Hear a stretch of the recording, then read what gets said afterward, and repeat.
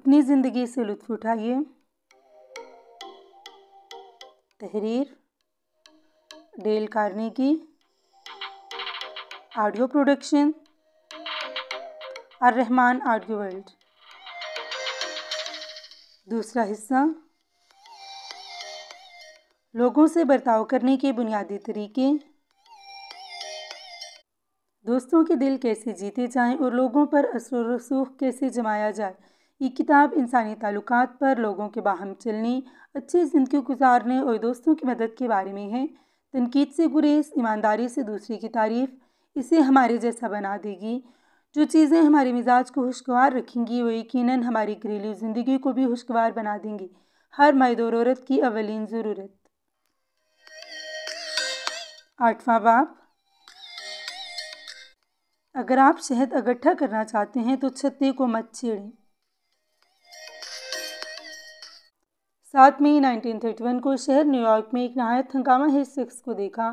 کئی ہفتوں کی تحقیقات کے بعد ڈوگن کراؤلی، قاتل گن مین جس نے نہ شراب پی اور نہ ہی سگریٹ، گرفتار کر لیا گیا۔ 150 پولیس مین اور چراغ رسانوں نے اس کا محاصرہ کیا۔ انہوں نے اس کی چھت پر سوراخ کیے اور آنسو گیس پھینک کر اس کا سراغ لگانا چاہا۔ پھر انہوں نے ارد گرد کے عمارات پر مشین گنیں لگا دی۔ انہیں 1 گھنٹے سے زائد وقت تک مسلسل چلایا گیا۔ فائر کیے گئے۔ کراؤلی نے پیچھے سے رنگ کر پولیس پر فائر کر دیا۔ اس جنگ کو 10,000 لوگوں نے دیکھا۔ اس سے پہلے یا بعد میں نیو یارک میں کبھی ایسا نہ ہوا۔ جب کراؤلی پکڑا گیا تو پولیس کمشنر نے کہا کہ نیو یارک کی تاریخ میں یہ واحد خطرناک مجرم تھا، یہ پر کے کھینچنے پر بھی قتل کر دے گا۔ جب پولیس کراؤلی کے گھر پر فائرنگ کر رہی تھی تو اس نے خط لکھا، اس کا واسطہ جس کسی سے بھی ہو، اور جب اس نے لکھا تو اس کے زخموں سے بہتے ہوئے خون کی قرمزی دھار یکسر کاغذ پر بکھر گئی۔ کراؤلی نے خط میں کہا، میرے کوٹ کے نیچے ایک بیزار مگر مہربان دل ہے جو کبھی کسی کو کوئی دکھ نہ دے گا۔ اس سے کچھ ہی دیر پہلے کراؤلی ایک پارٹی میں شمولیت کے لیے جا رہا تھا۔ اچانک ایک پولیس مین کار کے قریب آیا اور کہنے لگا، لائسنس دکھائیے۔ کوئی لفظ کہے بغیر کراؤلی نے بندوق نکالی اور اس کی لیڈ سے پولیس مین کو مار گرایا۔ پھر کار سے باہر آیا، افسر کا ریوالور اچک لیا اور گرے ہوئے جسم سے ایک اور گولی پھاڑ کر دی۔ یہی وہ قاتل تھا جس نے کہا، میرے کوٹ کے نیچے ایک بیزار مگر مہربان دل ہے جو کبھی کسی کو کوئی دکھ نہ دے گا۔ کراؤلی کو بر کی کرسی سے باندھ دیا گیا۔ جب اسے پھانسی گھر لایا گیا تو اس نے کہا، لوگوں سزا مجھے قتل کی عوض ملی ہے؟ نہیں، اس نے کہا، یہ مجھے اپنے تحفظ کے صلے میں ملی ہے۔ تمام کہانی کا نقطہ نظر یہ ہے کہ ڈوگن کراؤلی کسی صورت کوئی الزام اپنے اوپر لینے کو تیار نہ تھا۔ کیا مجرموں میں اس کا یہ رویہ غیر معمولی تھا؟ اگر آپ ایسا سمجھتے ہیں تو سنیں، میں نے زندگی کا بیشتر حصہ لوگوں میں خوشیاں بانٹنے میں گزارا ہے، ان کی مدد کی ہے اور ان سے اچھا برتاؤ کیا ہے، اور مجھے جو کچھ ملا، گالیاں۔ اس موضوع پر میں نے سنگ سنگ کے وارڈن لاس کا دلچسپ انٹرویو لیا۔ اس نے کہا، سنگ سنگ میں چند مجرم اپنے آپ کو برا سمجھتے ہیں، وہ آپ یا میری طرح کے انسان ہیں۔ میرے خیال میں انہیں کبھی بھی قید میں نہیں ڈالنا چاہیے۔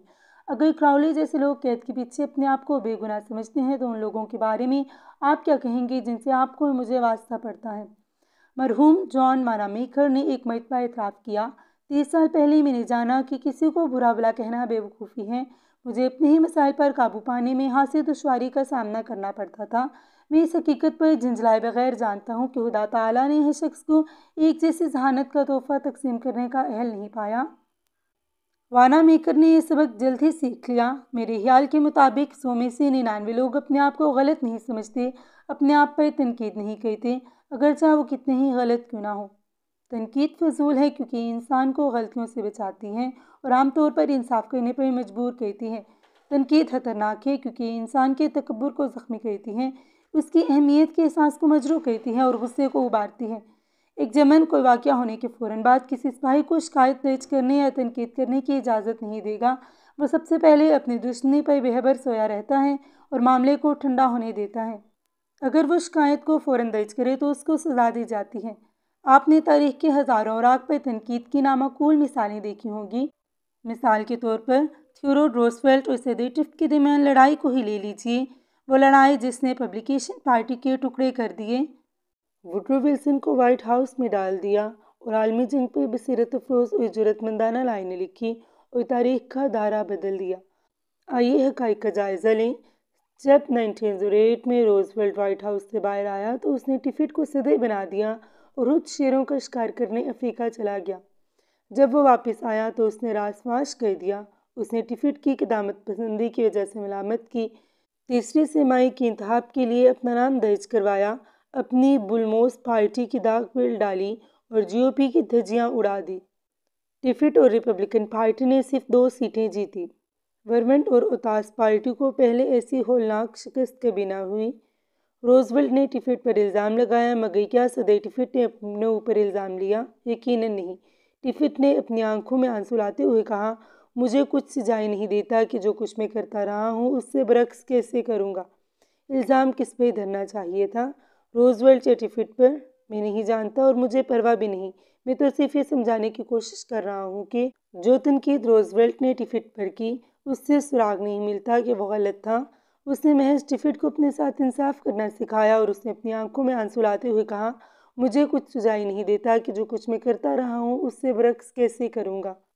یا ٹی پاٹ ڈوم آئل اسکینڈل کو لیجیے، کیا آپ کو یاد ہے یہ رسالوں کتابوں میں آتا رہا؟ اس نے قوم کو تمانچہ مارا۔ اس سے پہلے کبھی امریکن پبلک لائف میں ایسا نہیں ہوا۔ اسکینڈل کے واضح حقائق یہ ہیں، البرٹ فال ہارٹنگ کیبنٹ میں داخلی سیکرٹری تھا۔ اس کو حکم ملا کہ وہ گورنمنٹ کے فالتو کو الگ بل اور ٹی پاٹ ڈوم میں محفوظ کر لے تاکہ بحریہ کے لیے مستقبل میں کام آ سکے۔ کیا سیکرٹری فال نے اسے مقابلے پر نیلام کرنے کی اجازت دی؟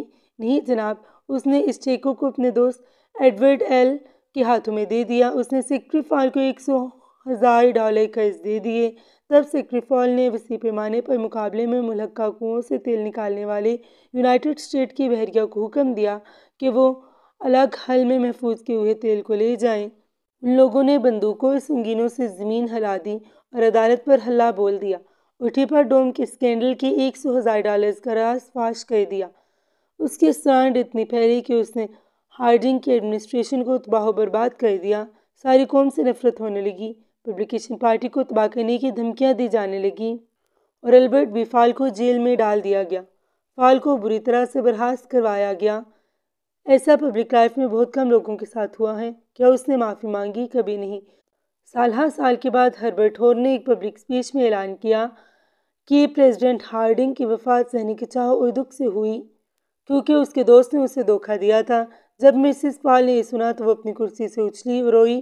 اس نے تقدیر کے ہاتھوں اپنے اعزاز کیڑے اور چلائی، کیا ہارڈنگ کو فال نے دھوکہ دیا؟ نہیں، میرے شوہر نے کبھی کسی کو دھوکہ نہیں دیا۔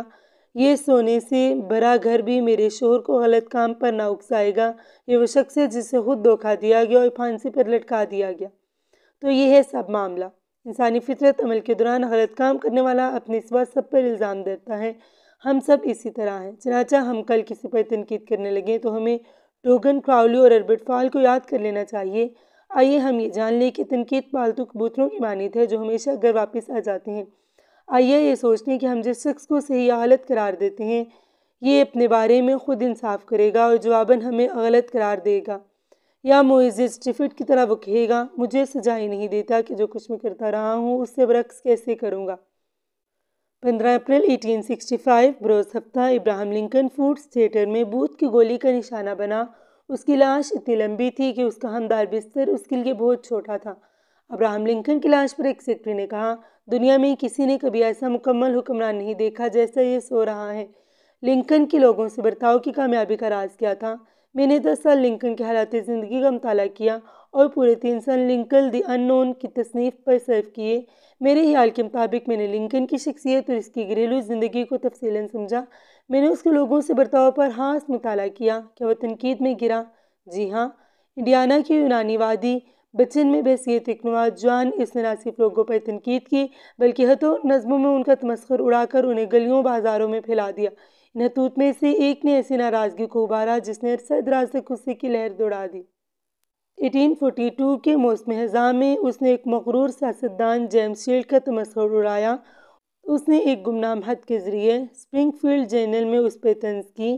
سارا قصبہ قہقہوں سے گونج اٹھا۔ شیلڈ بڑا حساس اور مغرور تھا، اپنی بے عزتی پر آگ بگولا ہوا۔ اس نے خط لکھنے والے کا سراغ لگایا، گھوڑے پر سوار ہوا، لنکن کے پیچھے ہو لیا اور اسے ڈیول تلواروں کی لڑائی کے لیے للکارا۔ لنکن لڑنا نہیں چاہتا تھا، وہ ڈیول کی مخالفت کرتا تھا، مگر وہ اس سے بچ کر اپنی عزت نہیں بچا سکتا تھا۔ اسے آلہ اپنی مرضی سے استعمال کرنے کی اجازت تھی۔ اس کے ہاتھ چونکہ بہت لمبے تھے، چنانچہ اس نے گھڑ سواروں والی چوڑی تلواروں کا انتخاب کیا اور ویسٹ پوائنٹ گریجویٹ سے تلوار کی لڑائی کا سبق سیکھا، اور منتخب شدہ دن پر وہ اور شیلڈز مسیسپی دریا کے کنارے ریتلے میدان میں ملے۔ وہ اس لڑائی میں مرنے کو تیار نہ تھا، مگر آخری منٹ میں ان کے معاونین حائل ہوئے اور ان کی ڈیول ختم ہو گئی۔ لنکن کی زندگی میں یہ سب سے بھیانک واقعہ تھا۔ اس نے اسے لوگوں سے برتاؤ کرنے کا انمول سبق سکھایا۔ اس کے بعد اس نے کبھی کسی حد میں لوگوں کی بے عزتی نہ کی، پھر دوبارہ اس نے کسی کی تضحیک نہ کی، اس کے بعد اس نے کبھی کسی بات پر کسی پر تنقید نہ کی۔ وقت گزرتا گیا۔ سول وار کے دوران لنکن نے پوٹومیک آرمی کا نیا جنرل منتخب کیا اور باری باری میک کلیلسن، پوپ، برنسائیڈ، ہوکر، میٹ سب نے لنکن کو پریشان ہی کیا۔ آدھے سے زیادہ قوم نے ان نااہل جنرلوں کو ناپسند کیا، مگر لنکن نے کسی کو کچھ نہ کہا، سب کے ساتھ نرمی کا برتاؤ رکھتے ہوئے امن قائم کیے رکھا۔ اس کے مقبول ترین حوالوں میں وہ کہتا ہے کہ جج نہ کرو کہ آپ جج نہیں بن سکتے، اور جب مسز لنکن جنوبی اقوام کے بارے میں تلخی سے کچھ لکھتی تو لنکن جواب دیتا، ان پہ تنقید نہ کرو، وہ ان حالات سے دوچار ہیں جن سے ہم کبھی ہوں گے۔ اور اگر کسی شخص کو کبھی تنقید کا موقع ملا تو یقیناً وہ لنکن ہی تھا۔ آئیے ایک واقعہ دیکھیں۔ 1863 جولائی کے پہلے 3 دن گیٹس برگ کی جنگ لڑی گئی۔ 4 جولائی کی رات کو لی جنوب کی طرف بڑھنے لگا، جبکہ طوفانی بادلوں نے ملک کو تباہ و برباد کر دیا۔ جب لی اپنی شکست خوردہ فوج کے ساتھ پوٹومیک پہنچا تو اس نے اپنے سامنے دریا اور پیچھے فتح یاب آرمی یونین کو پایا۔ لی گھیرے میں تھا، وہ بچ کر نہیں بھاگ سکتا تھا۔ لنکن نے یہ دیکھا، یہ سنہری موقع اور خدائی مدد تھی۔ لی کی فوج کا محاصرہ کر کے جنگ ختم کرنے کا اچھا موقع تھا۔ چنانچہ بڑی امید کے ساتھ لنکن نے میٹ کو آرڈر دیا کہ کونسل آف وار کو طلب کرنے کی بجائے لی پر فوراً حملہ کر دے۔ لنکن نے اپنے آرڈرز ٹیلی گراف کروائے اور اسی وقت ایک خاص ایلچی کے ہاتھوں مٹ تک بھجوائے، جن پر انہیں فوراً عمل کرنے کو کہا گیا۔ اور جنرل میٹ نے کیا کیا؟ اس نے حکم کے بالکل برعکس کیا۔ اس نے لنکن کے آرڈرز کی خلاف ورزی کر کے کونسل آف وار کو طلب کر لیا۔ اس نے آرڈر ٹال دیا۔ آخرکار لی اپنی فوج کے ساتھ پانی کے گھٹنے پر پوٹومیک سے بچ نکلا۔ لنکن کو بہت غصہ آیا۔ وہ چلا کر اپنے بیٹے روبرٹ سے کہنے لگا، اس کا کیا مطلب ہے؟ او خدایا، اس کا کیا مطلب ہے؟ وہ ہماری مٹھی میں تھے، ہم صرف ہاتھ آگے پھیلاتے اور انہیں پکڑ لیتے۔ میری فوج آگے نہ بڑھ سکی۔ ان حالات میں کوئی بھی جنرل لی کو شکست دے سکتا تھا۔ اگر میں وہاں ہوتا تو اسے خود پکڑ لیتا۔ اس قدر مایوسی کی حالت میں لنکن میٹ کو خط لکھنے بیٹھا، اور دیکھیں کہ ان حالات میں بھی اس کے الفاظ میں تلخی نہ تھی۔ چنانچہ 1893 میں لنکن کا لکھا ہوا یہ خط سخت ترین ملامت کے مترادف تھا۔ میرے پیارے جنرل، میں نہیں سمجھتا کہ لی کے بچ نکلنے میں ہماری کوئی خوش نصیبی ہے۔ ہم اسے آسانی سے قابو کر سکتے تھے۔ اس کو پکڑ کر ہم اپنی پرانی جنگوں کی نسبت اس جنگ کو ختم کر سکتے تھے۔ اب جیسا کہ جنگ لمبی ہو جائے گی، اگر پچھلی سوموار کو تم لی پر بحفاظت حملہ نہ کر سکے تو پھر اسے بھی کم فوج کے ساتھ جنوبی دریا پر تم ایسا کیوں کر سکتے تھے؟ ایسی توقع ہی رکھنا غلط ہوگا، اور مجھے توقع نہیں کہ اب تم مزید متاثر کر سکو گے۔ تمہارا سنہرا موقع ختم ہو گیا ہے اور میں اس کی وجہ سے بہت زیادہ پریشان ہوا ہوں۔ آپ کے خیال کے مطابق میٹ نے یہ خط پڑھنے کے بعد کیا کیا ہوگا؟ میٹ نے یہ خط دیکھا تک نہیں، لنکن نے اسے بھجوایا ہی نہیں۔ اس کی وفات کے بعد خط اس کی میز سے برآمد ہوا۔ میرا ذاتی قیاس ہے کہ وہ خط لکھنے کے بعد لنکن نے کھڑکی سے باہر جان کر اپنے آپ سے کہا، ایک منٹ رکو، شاید مجھے اتنی جلدی نہیں کرنی چاہیے۔ میرے لیے یہ کام بہت آسان ہے کہ وائٹ ہاؤس میں خاموشی سے بیٹھ کر مٹ کو حملہ کرنے کا حکم دے دوں گا، مگر اگر میں خود گیٹس برگ میں ہوتا اور میں میٹ کی طرح خون خرابہ دیکھا ہوتا جیسے کہ اسے پچھلے سال دیکھا، اور اگر میں نے زخمیوں کی کڑبناک چیخیں سنی ہوتی، تو شاید میں بھی وہی کرتا جو میٹ نے کیا ہے۔ تاہم اب پل کے نیچے پانی رواں ہے، مگر اگر میں یہ خط بھیج دوں تو یہ میرا بوجھ تو ہلکا کر دے گا، مگر میٹ کو اپنے بارے میں صفائی پیش کرنے پر مجبور کر دے گا۔ اس کی نظر میں میری عزت گر جائے گی، اس کے جذبات میری طرف سے تلخ ہو جائیں گے، ایک کمانڈر کی حیثیت سے اس کی کارآمد صلاحیتیں ہٹ جائیں گی، یا شاید وہ آرمی سے استعفیٰ دینے پر مجبور ہو جائے۔ چنانچہ جیسا کہ میں پہلے ہی عرض کر چکا ہوں، لنکن نہایت ایک طرف رکھ دیا کیونکہ اسے تنقید کرنے کا بہت تلخ تجربہ ہو چکا تھا۔ روزویلٹ نے کہا کہ جب وہ صدر تھا اور اس سے کوئی مسئلہ حل نہ ہوتا تھا تو وہ کرسی کے پیچھے ٹیک لگا کر سامنے لٹکی ہوئی لنکن کی بہت بڑی تصویر کو دیکھا کرتا اور سوچتا کہ اگر لنکن میری جگہ ہوتا تو وہ مسئلہ کس طرح حل کرتا۔ کیا آپ کسی ایسے شخص کو جانتے ہیں جو اپنے آپ کو بدلنا چاہتا ہو، زندگی میں باقاعدگی اور درستی چاہتا ہو؟ بہت اچھے، میں اس کی بھرپور تائید کرتا ہوں، لیکن اس کی ابتدا آپ ہی سے کیوں نہ کی جائے؟ مکمل طور پر خودغرضی کے نقطہ نظر سے دوسروں کو بہتر بنانے کی نسبت یہ سودا زیادہ نفع بخش ہے۔ جی ہاں، اور اس میں خطرات بھی بہت کم ہیں۔ براؤننگ نے کہا، جب کسی شخص کی اپنے ساتھ جنگ شروع ہو جاتی ہے تو وہ کچھ بن جاتا ہے۔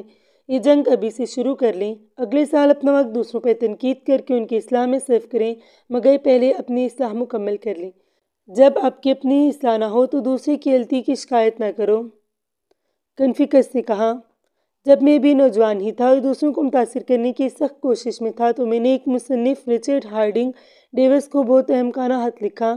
میں ایک میگزین میں مصنفین پر ایک مضمون تیار کر رہا تھا اور میں نے ڈیوس سے پوچھا کہ وہ مجھے اپنے کام کا طریقہ کار بتائے۔ کچھ ہفتے پہلے میں نے کسی کا خط موصول کیا جس کے سر فہرست لکھا تھا ڈکٹیٹڈ بٹ نوٹ ریڈ، عبارت لکھوائی لیکن پڑھی نہیں۔ میں اس سے بہت متاثر ہوا۔ میں نے محسوس کیا کہ یہ مصنف یقیناً بہت بڑا، مصروف اور اہم ہوگا۔ میں بالکل بھی مصروف نہ تھا مگر رچرڈ ہارڈنگ ڈیوس پر رعب جمانے کے لیے بے چین تھا۔ چنانچہ میں نے اپنے خط کا اختتام اس مختصر عبارت پر کیا، عبارت لکھوائی لیکن پڑھی نہیں۔ اس نے خط کا جواب دینے کی زحمت نہ کی۔ اس نے اس کے اوپر لکھ کر خط واپس کر دیا، تمہارے برے آداب حد سے محض اس لیے تجاوز کر گئے ہیں کہ تم برے آداب کے مالک ہو۔ بالکل ٹھیک، میں اسی تصحیح کے قابل تھا مگر ایک انسان کی حیثیت سے مجھے رنج ہوا۔ اتنا رنج ہوا کہ جب 10 سال بعد میں نے رچرڈ ہارڈنگ ڈیوس کی وفات کے بارے میں پڑھا تو ایک سوچ ابھی تک میرے ذہن میں سمائی ہوئی تھی۔ مجھے اس کا اعتراف کرتے ہوئے شرم محسوس ہوتی ہے کہ اس نے مجھے تکلیف پہنچائی تھی۔ اگر آپ اور میں کل اپنی تکلیف دور کرنا چاہتے ہیں جو ہمیں مرنے تک یاد رہے تو آئیے ہم ایک چھوٹی سی کاٹنے والی تنقید سے روشناس ہوں اور دیکھیں کہ ہم اپنے آپ سے کتنا انصاف برت رہے ہیں۔ لوگوں سے برتاؤ کرتے وقت یہ نہ سمجھے کہ ہم کسی منطقی مخلوق سے بات کر رہے ہیں بلکہ جذبات بھرے لوگوں سے مل رہے ہیں جو احترام، شان اور غرور کے متلاشی ہیں۔ اور تنقید ایک خطرناک شعلہ ہے، ایک شعلہ جو پھٹ جاتا ہے بعض اوقات موت کا سبب بنتا ہے۔ مثال کے طور پر جنرل لیونارڈ ووڈ پر تنقید کی گئی اور اسے اپنی فوج کے ساتھ فرانس جانے کی اجازت نہ دی گئی۔ اس سے اس کے غرور کو دھچکا لگا اور شاید اس کی عمر کم پانے کا ہی سبب بنا۔ تلخ تنقید کی وجہ سے تھامس ہارڈی جیسے عظیم انگلش ناول نگار نے ہمیشہ کے لیے ناول نگاری ترک کر دی۔ تنقید ہی کی وجہ سے تھامس انگلش شاعر خودکشی کرنے پر مجبور ہو گیا۔ فرینکلن جو اپنی جوانی میں نہ تجربہ کار تھا، اتنا ڈپلومیٹ بنا کہ اسے فرانس کے لیے امریکی ایلچی بنایا گیا۔ اس کی کامیابی کا راز میں کسی شخص کو برا نہیں کہوں گا، اس نے کہا، اور کہاں تک میں کسی کے اوصاف جانتا ہوں بیان کر دوں گا۔ کوئی بھی پھول تنقید کر سکتا ہے، اس کو مسترد کر سکتا ہے، شکایت کر سکتا ہے، اور بہت سے پھول ایسا ہی کرتے ہیں۔ کسی کو سمجھنے اور معاف کرنے سے کردار کی تعمیر ہوتی ہے اور انسان میں خود اعتمادی پیدا ہوتی ہے۔ عظیم آدمی اپنی عظمت کو ظاہر کرتا ہے، کارلائل نے کہا، اس طریقہ کار سے جس سے وہ چھوٹے لوگوں سے برتاؤ کرتا ہے۔ لوگوں کو غلط سمجھ کر مسترد کرنے کی بجائے آئیے ہم ان کو سمجھنے کی کوشش کریں، آئیے تلاش کریں کہ جو کچھ وہ کہتے ہیں اس کی وجہ کیا ہے۔ تنقید سے بہتر یہی ہے، اسی میں فائدہ ہے۔ اس سے ہمدردی، صبر و استقامت اور مہربانی جیسی خصوصیات جنم لیتی ہیں۔ سب کچھ جاننا سب کچھ بھلا دینا ہے۔ جیسا کہ ڈاکٹر جانسن نے کہا، جناب خدا تعالیٰ بندے کو جج کرنے کی پیشکش نہیں کرتا جب تک کہ اس کے آخری دن نہ آ جائے۔ آپ اور میں ایسا کیوں کریں؟ نواں باب، لوگوں کے ساتھ برتاؤ کرنے کا بڑا راز۔ اس دنیا میں کسی سے کچھ کروانے کا صرف ایک ہی طریقہ ہے۔ کیا آپ نے کبھی رک کر یہ سوچا؟ جی ہاں، ایک ہی طریقہ، اور وہ ہے دوسرے شخص کو اس کام کے لیے خوشی سے مائل کرنا۔ یاد رکھیں کہ اس کے علاوہ اور کوئی طریقہ نہیں ہے۔ یقیناً آپ کسی کو اس کی پسلیوں پر ریوالور رکھ کر بھی اسے کام کرنے پر مجبور کر سکتے ہیں۔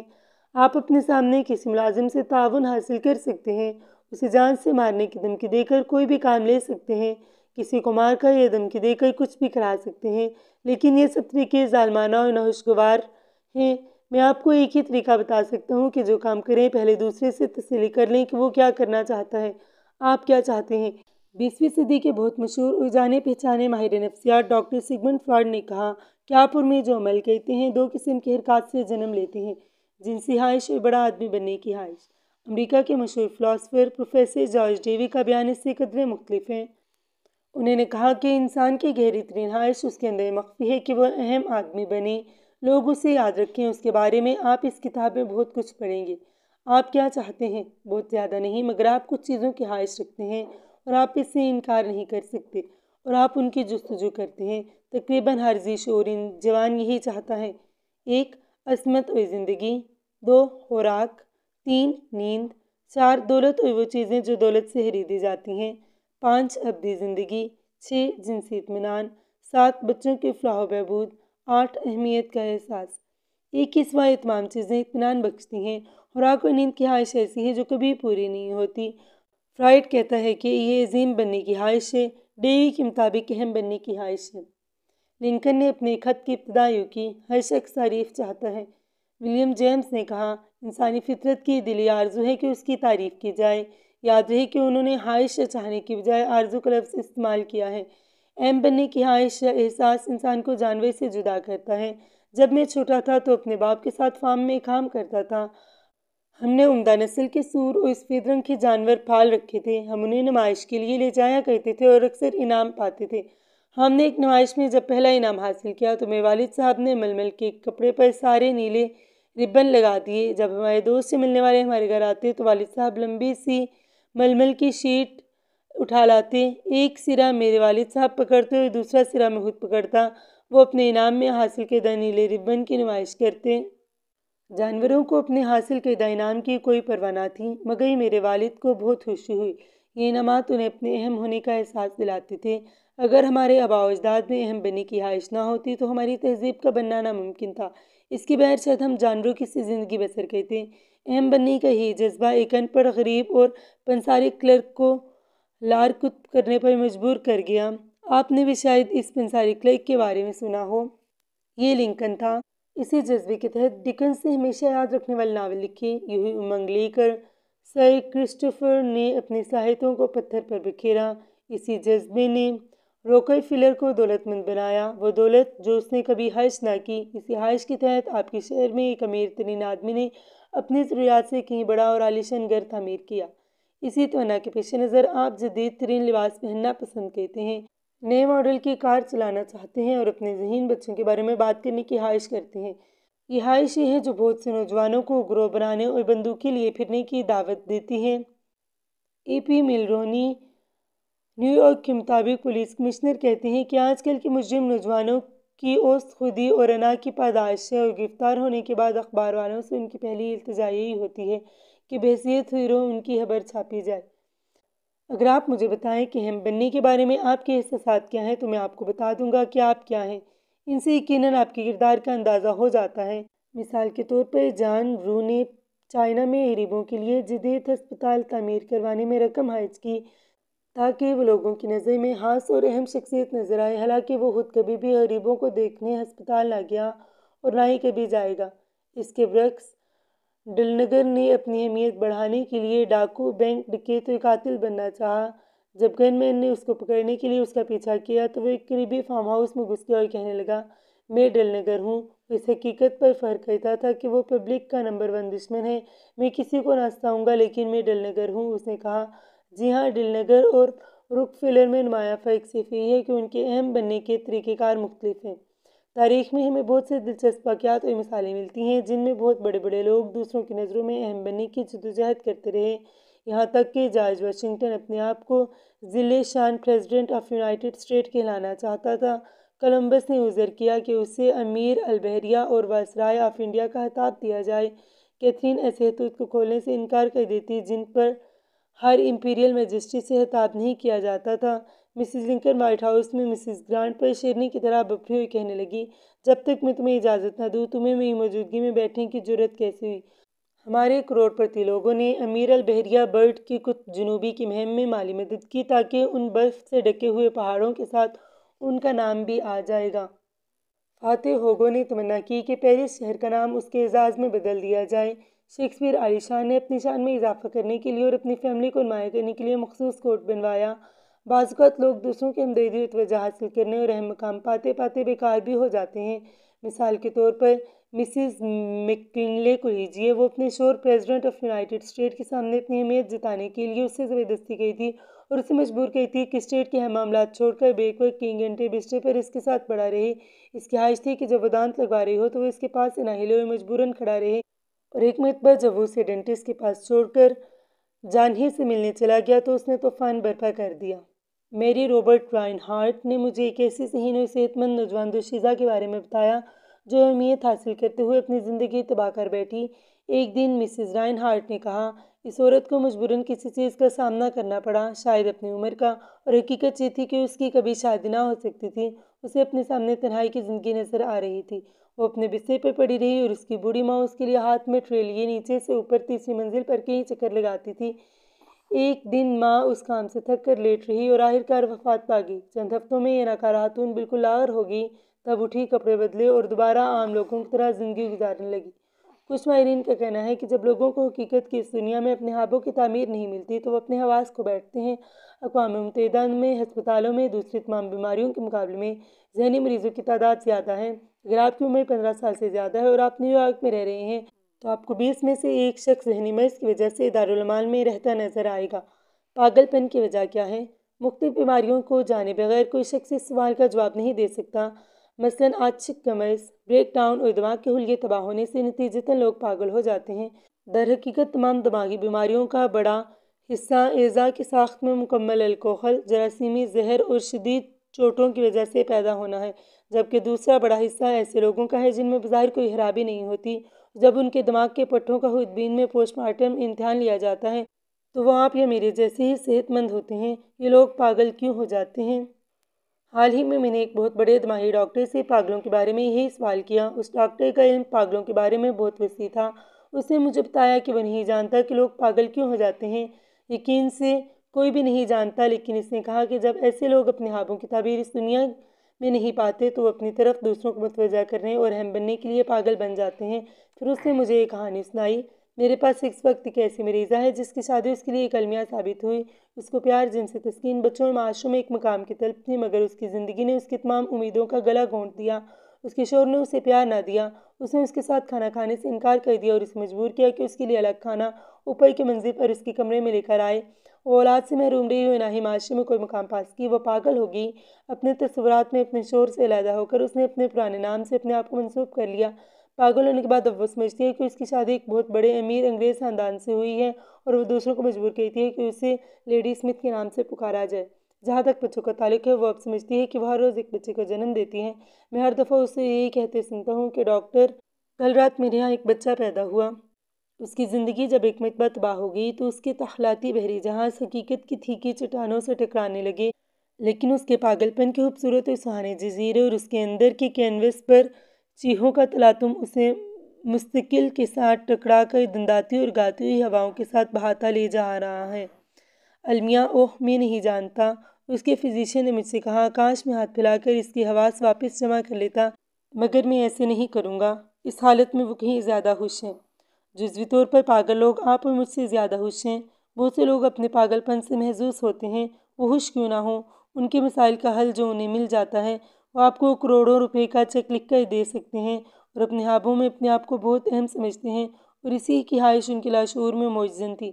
اور کچھ لوگ اہمیت کے اس قدر بھوکے ہیں کہ اس کے پیچھے پاگل ہو جاتے ہیں۔ تو ہم اس کے برعکس صورتحال میں دوسروں کی صلاحیتوں کو اسرا کر کیسے کیسے معجزات کو جنم دے سکتے ہیں۔ جہاں تک میرے علم میں ہے، تاریخ میں صرف دو شخصیات، ڈاکٹر کرسلر اور چارلس کاپ کو سال میں $10 لاکھ ملتے تھے۔ اینٹس کاپ کو $10 لاکھ سالانہ کیوں دیتا تھا؟ کیونکہ وہ زیادہ فطین تھا؟ نہیں، کیونکہ وہ اسٹیل کی مینوفیکچرنگ کو دوسرے تمام لوگوں سے بہتر جانتا تھا۔ نامعقول! چارلس کاپ نے مجھے خود بتایا کہ اسے کام کرنے کے لیے ایسے کاریگر ملے ہوئے تھے جو اس سے کہیں زیادہ مینوفیکچرنگ جانتے تھے۔ کاپ نے بتایا کہ اسے اتنی بڑی رقم اس لیے ملتی تھی کہ وہ ان لوگوں سے برتاؤ کا ڈھنگ جانتا تھا۔ میں نے اس سے پوچھا کہ اس نے ایسا کیوں کیا؟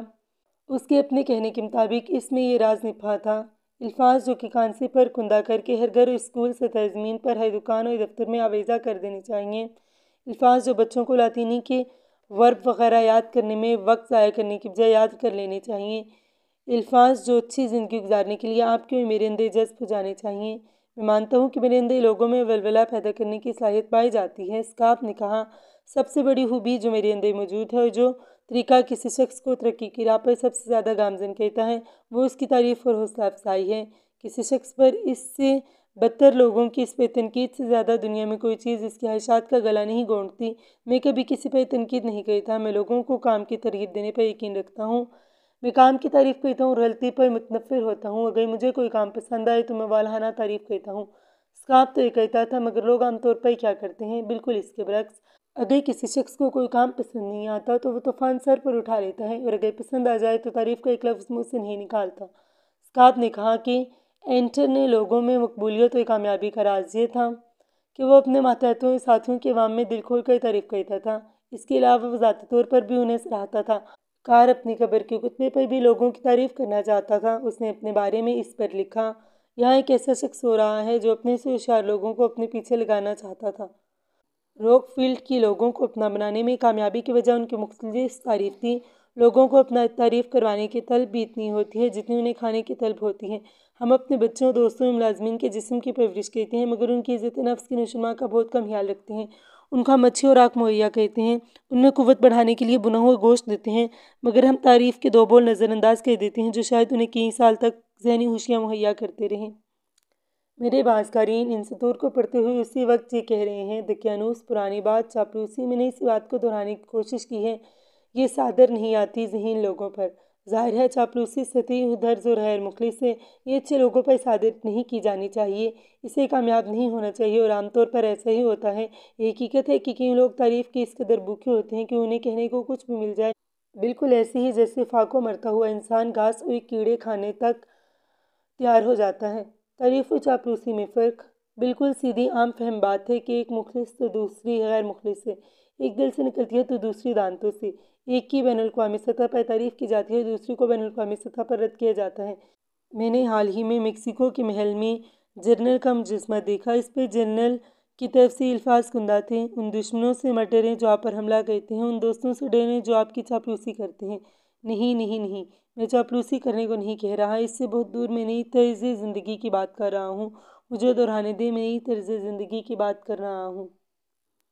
کنگ جارج پنجم نے کنگم پیلس میں اپنے متعلق کمرے میں سنہرے اصول لکھ کر دیواروں پر لٹکا رکھے تھے، ان میں سے ایک اصول یہ تھا، نہ نذرانہ پیش کرنے کا سبق دو اور نہ ہی گھٹیا تعریف قبول کرو، یہ سب چاپلوسی ہے، گھٹیا تعریف۔ میں مرتبہ پھر چاپلوسی کی تعریف پڑھی جسے میں دہرانا پسند کروں گا۔ چاپلوسی دوسرے شخص کو عین بعین وہی بتاتی ہے جو وہ اپنے بارے میں سوچتا ہے۔ رالف والڈو ایمرسن نے کہا، کوئی زبان بھی استعمال کریں، آپ جو کچھ بھی ہیں اس کے علاوہ کچھ نہ کہیں گے۔ اگر ہم نے دنیا میں محض چاپلوسی ہی کرنی ہوتی تو ہر شخص ہی کام کرتا اور ہم سب انسانی تعلقات قائم کرنے میں ماہر ہوتے۔ جب ہم کسی خاص مسئلے میں نہیں الجھے ہوتے تو ہم عام طور پر 95% وقت اپنے ہی بارے میں لگا دیتے ہیں۔ اب اگر ہم ایک لمحے کے لیے اپنے بارے میں سوچنا بند کر دیں اور دوسروں کی اچھی باتوں کے بارے میں سوچنے لگیں تو ہم اتنی گھٹیا اور غلط چاپلوسی کو اپنی گزیگاہ نہ بنائیں گے۔ ایمرسن نے کہا، ہر وہ شخص جس سے میں ملتا ہوں کسی نہ کسی طرح مجھ سے برتر ہے، اس طرح کہ میں اس سے کچھ سیکھتا ہوں۔ اگر ایمرسن کے بارے میں یہ حقیقت ہے تو کیا آپ اور میرے لیے یہ ہزار گنا حقیقت پر مبنی نہیں ہے؟ آئیے اپنے بارے میں سوچنا کم کر دیں، اپنی خواہشات کو محدود کر دیں اور دوسروں کی اچھی باتوں کو گردانیں، چاپلوسی کو بھول کر ایمانداری سے مخلصانہ تعریف کریں، سنجیدہ حالات میں خوش رہیں اور دوسروں کی دل کھول کر تعریف کریں، اور لوگ آپ کے الفاظ کو عزیز جانیں گے، انہیں محسوس کریں گے اور زندگی بھر انہیں دہراتے رہیں گے، حتیٰ کہ آپ کو بھول چکنے کے کئی سال بعد بھی انہیں دہراتے ہی رہیں گے۔